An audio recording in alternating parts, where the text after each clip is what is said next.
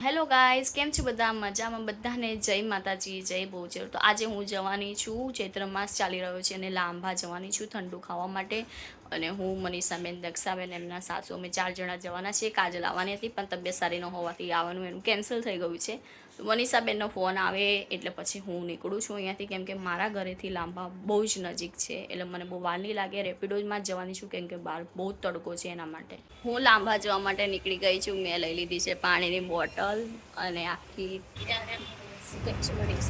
અત્યારે બસ પહોંચવા. તો હું પહોંચી ગઈ છું બળિયાદેવના મંદિર. જોઈ શકો છો કે આજે પબ્લિક થોડીક ઓછી છે.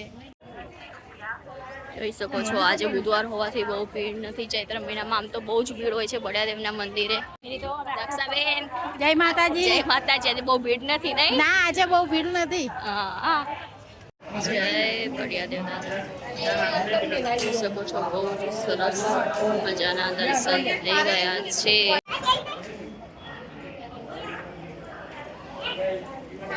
જય સીતારામ. આ છે સીતારામનું મંદિર. જય સીતારામ. તો મારા ને દક્ષાબેનના દર્શન બહુ સરસ એવા થઈ ગયા. સરસ થઈ ગયા નહીં દક્ષાબેન? સરસ થઈ ગયા. સહેજ બી ભીડ ના લાગે. ના, સહેજે નહીં.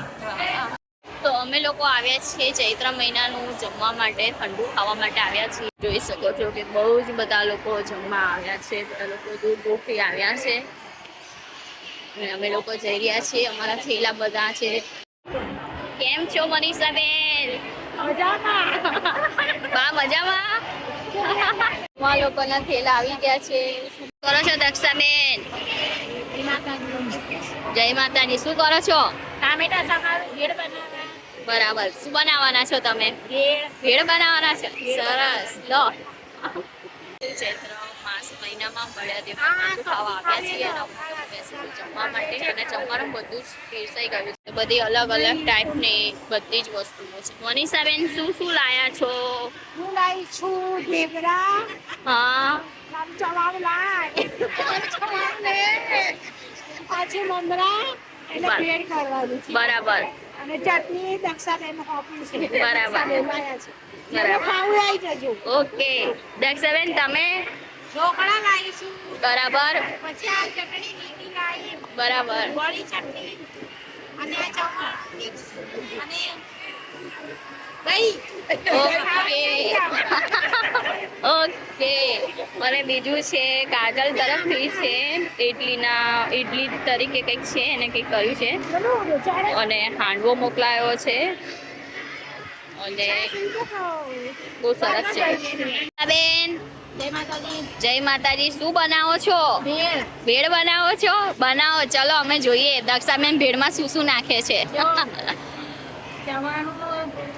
ચટણી, ગોળી ચટણી, ડુંગળી, ટામેટા. બરાબર બરાબર બરાબર.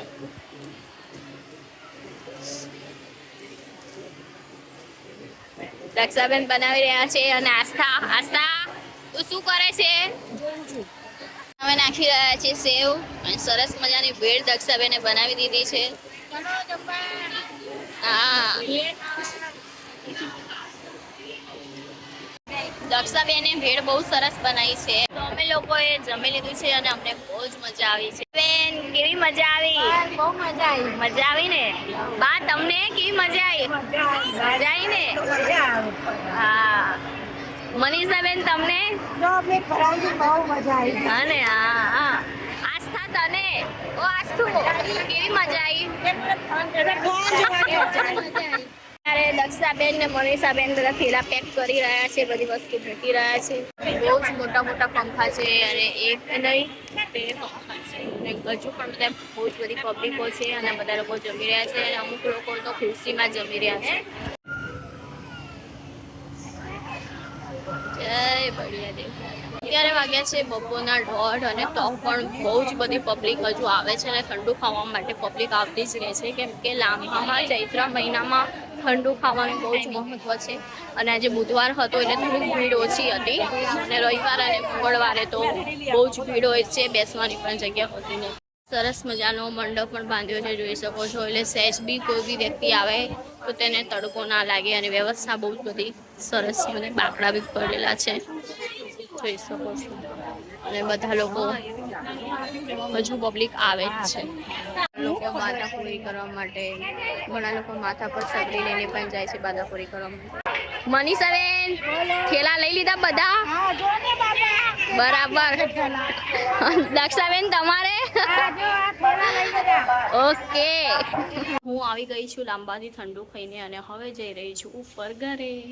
આ વિડીયો અમારો અહીંયા જ પૂરો થાય છે. આઈ હોપ તમને અમારો આ વિડીયો ગમ્યો હશે અને જો અમારો આ વિડીયો ગમ્યો હોય તો ચેનલને લાઇક શેર અને સબસ્ક્રાઈબ કરવાનું ભૂલતા નહીં. અને જો સૌ પ્રથમ વખત આવ્યા હોય તો ચેનલને સબસ્ક્રાઈબ કરી દેજો અને ચેનલને સબસ્ક્રાઈબ કરેલી જ હોય તો વિડીયોને લાઇક અને શેર કરી દેજો. બધાને જય માતાજી, જય બહુચર. મળીએ આવતા બ્લોગમાં.